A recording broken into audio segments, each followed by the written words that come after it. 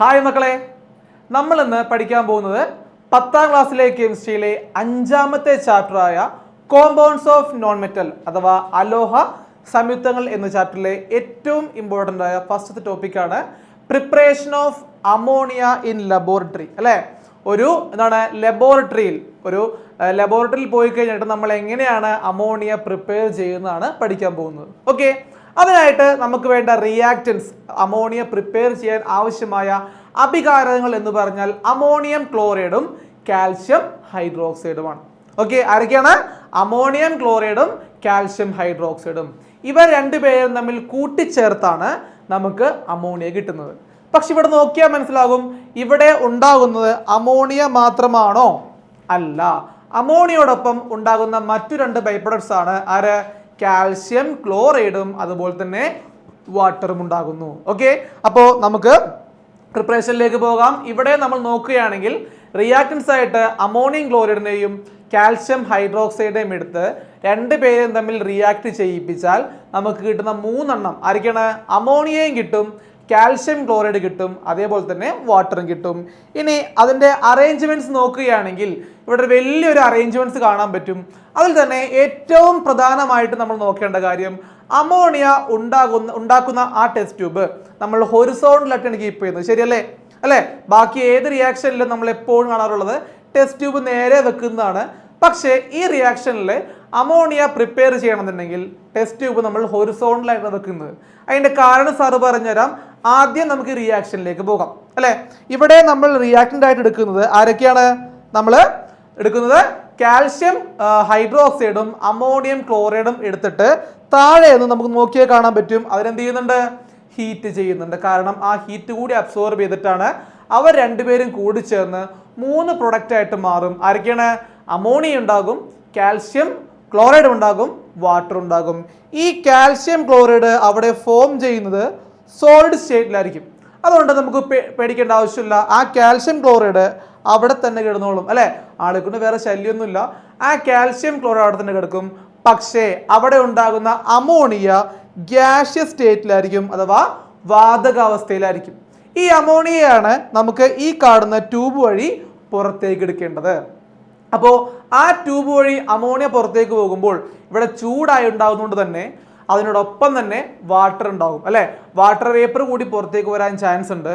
പക്ഷേ ഒരു കാര്യം നമ്മൾ പ്രത്യേകം നോക്കണം, ആ ടെസ്റ്റ് ട്യൂബ് ചരിച്ച് വെച്ചിരിക്കുന്നത് കൊണ്ട് കുറച്ച് വാട്ടർ മോളിക്യൂള് മുകളിൽ പോയി ഇടിച്ചു കഴിഞ്ഞിട്ട് അതെന്ത് ചെയ്യും? ആ വേപ്പേഴ്സ് മൊത്തം കണ്ടൻസ് ആയി താഴേക്ക് വരും. അപ്പോൾ ഭൂരിഭാഗം വെള്ളവും പുറത്തേക്ക്, അമോണിയോടൊപ്പം പുറത്തേക്ക് വരാതെ ആ വാട്ടർ മൊത്തം അവിടെ തന്നെ റിമൂവ് ആയിരിക്കും.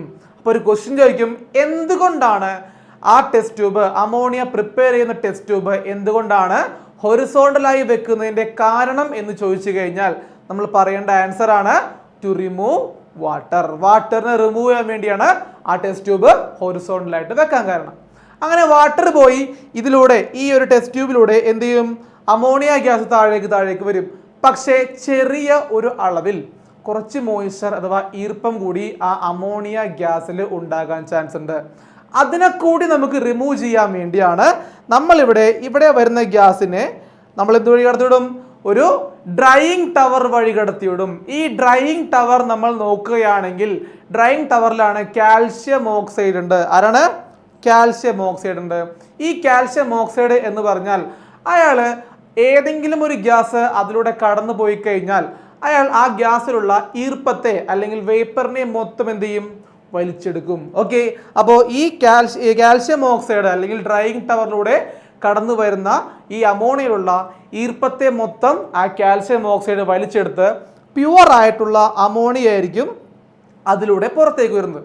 അപ്പോൾ എന്തിനാണ് അമോണിയ ഗ്യാസിനെ ഡ്രൈയിങ് ടവർ അല്ലെങ്കിൽ കാൽഷ്യം ഓക്സൈഡിലൂടെ കടത്തിവിടുന്നത് എന്ന് ചോദിച്ചു കഴിഞ്ഞാൽ ടു റിമൂവ് ദി മോയ്സ്ചർ, അതിലുള്ള മോയ്സ്ചറിനെ, ഈർപ്പത്തെ ഇല്ലാതാക്കാൻ വേണ്ടിയാണ് നമ്മൾ അമോണിയയെ ഈ ഡ്രൈയിങ് ടവർ വഴി പാസ് ചെയ്യുന്നത്. 2 ക്വസ്റ്റ്യനായി. അങ്ങനെ കിട്ടുന്ന ഈ അമോണിയ നേരെ വന്ന് ഇതിലൂടെ അകത്തേക്ക് കയറുന്നു. ഓക്കെ, അവിടെ നോക്കിയാൽ മനസ്സിലാകും അമോണിയ കളക്ട് ചെയ്യുന്ന ഗ്യാസ് ജാർ. സാധാരണ നമ്മളെല്ലാവരും ആ ഗ്യാസ് ജാർ നേരെയാണ് വെക്കുന്നത്. അല്ലേ, അവിടെ ആ ഗ്യാസ് ജാർ അല്ലെങ്കിൽ ടെസ്റ്റ് ട്യൂബ് നേരെ ഇൻവേർട്ടഡ് ആയി തല തിരിച്ചാണ് വെച്ചിരിക്കുന്നത്.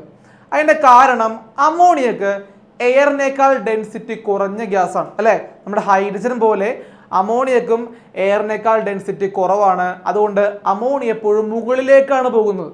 ഓക്കെ, മുകളിലേക്ക് പോകുന്ന ഗ്യാസിനെ ഇങ്ങനെ പാത്രം വെച്ചാൽ കിട്ടോ? ഇല്ല. അപ്പോൾ അമോണിയ ഗ്യാസിനെ കളക്ട് ചെയ്യാനുള്ള ഗ്യാസ് ചാർ തല തിരിച്ചു വെക്കും, ഇൻവേർട്ടഡ് ആയിട്ട് വെക്കും. കാരണം because density of ammonia is less than air. പിടികിട്ടിയോ? അപ്പോൾ ഇവിടെ 3 ചോദ്യങ്ങളാണ് വരാം. 3 ചോദ്യങ്ങളിൽ ഏറ്റവും സിമ്പിൾ ചോദ്യം ഈ റിയാക്ഷൻ ചോദിക്കും. ചിലപ്പോൾ അതിൻ്റെ റിയാക്ടൻസും പ്രൊഡക്ട്സും എഴുതാൻ പറയും. ഇനി ഈ അറേഞ്ച്മെന്റുമായിട്ട് ബന്ധപ്പെട്ട ഫസ്റ്റ് ക്വസ്റ്റ്യൻ, എന്തിനു വേണ്ടിയാണ് അമോണിയ കളക്ട് ചെയ്യുന്ന അമോണിയ പ്രിപ്പയർ ചെയ്യുന്ന ടെസ്റ്റ് ട്യൂബ് ഹൊറിസോണ്ടലായിട്ട് വെക്കാൻ കാരണം? To remove water. അതിലൂടെ വരുന്ന അമോണിയ ഗ്യാസിനെ എന്തിനു വേണ്ടി ഡ്രൈയിങ് ടവറിലൂടെ കടത്തിവിടുന്നു? To remove moisture. ആ പ്യുവർ ആയിട്ടുള്ള അമോണിയ ഗ്യാസിനെ കളക്ട് ചെയ്യുന്ന ടെസ്റ്റ് ട്യൂബ് എന്തുകൊണ്ട് ഇൻവേർട്ടഡ് ആയിട്ട് വെക്കുന്നു? Because density of ammonia is less than air. Ammonia വാതകത്തിന്റെ വ്യാപ്തമല്ല, സാന്ദ്രത വായുവിനേക്കാൾ എന്താണ്? കുറവായതുകൊണ്ട്. ഓക്കെ, അപ്പൊ ഇതുപോലത്തെ ക്വസ്റ്റ്യൻസ് കൂടി ഇവിടെ നിന്ന് ചോദിക്കാൻ ചാൻസ് ഉണ്ട്. ഇതിലൂടെ നമുക്ക് അമോണിയ ഗ്യാസിന്റെ പ്രോപ്പർട്ടി കൂടി പറയാലോ. അമോണിയ ഗ്യാസിനെ നമുക്ക് കാണാൻ സാധിക്കുമോ? ഇല്ല, അതൊരു കളർലെസ് ഗ്യാസ് ആണ്. അതേപോലെ വളരെ രൂക്ഷമായിട്ടുള്ള പഞ്ചൻ സ്മെല്ലാണ്. അതുപോലെ ഡെൻസിറ്റി അഥവാ സാന്ദ്രത എന്ന് പറയുന്ന വായുവിനേക്കാൾ കുറവാണ്. അതുപോലെ ജലത്തിലെ ലയത്വം solubility in water is very high ആണ്. ഓക്കെ, അതുപോലെ തന്നെ അമോണിയക്ക് എന്ത് നേച്ചറാണ്? ബേസിക് നേച്ചറാണ്, അഥവാ ആൽക്കലി സ്വഭാവമാണുള്ളത്. അപ്പൊ ഇത്രയും കാര്യങ്ങളാണ് അമോണിയയുടെ പ്രോപ്പർട്ടീസ് എന്ന് പറയുന്നത്. പിടികിട്ടിയോ? അപ്പോൾ ഇപ്പോൾ പഠിച്ചതാണ് അമോണിയയുടെ ലബോറട്ടറി പ്രിപ്പറേഷൻ. ഇനി അമോണിയയെ നമുക്ക് ഒരു വലിയ അളവിൽ ഒരു ഇൻഡസ്ട്രിയിൽ പ്രിപ്പയർ ചെയ്യണമെന്നുണ്ടെങ്കിൽ നമ്മൾ യൂസ് ചെയ്യുന്ന പ്രോസസ്സാണ് നമ്മുടെ ഹേബർ പ്രോസസ് അല്ലെ. ഹേബർ പ്രോസസ്സിലെ നൈട്രജനെയും ഹൈഡ്രജനെയും ഹൈ പ്രഷറിലും ഹൈ ടെമ്പറേച്ചറിലും കൂട്ടിച്ചേർത്തിട്ടാണ് നമ്മുടെ സ്പോഞ്ചി അയണിന്റെ പ്രസൻസിലാണ് നമ്മൾ അമോണിയ പ്രിപ്പയർ ചെയ്യുന്നത്. ഓക്കെ, അപ്പൊ ഇത്രയും കാര്യങ്ങളാണ് നമുക്ക് ഈ ചാപ്റ്ററിലെ പ്രിപ്പറേഷൻ ഓഫ് അമോണിയയിൽ പഠിക്കാനുള്ളത്. അപ്പൊ എല്ലാം നന്നായിട്ട് പഠിക്കാം.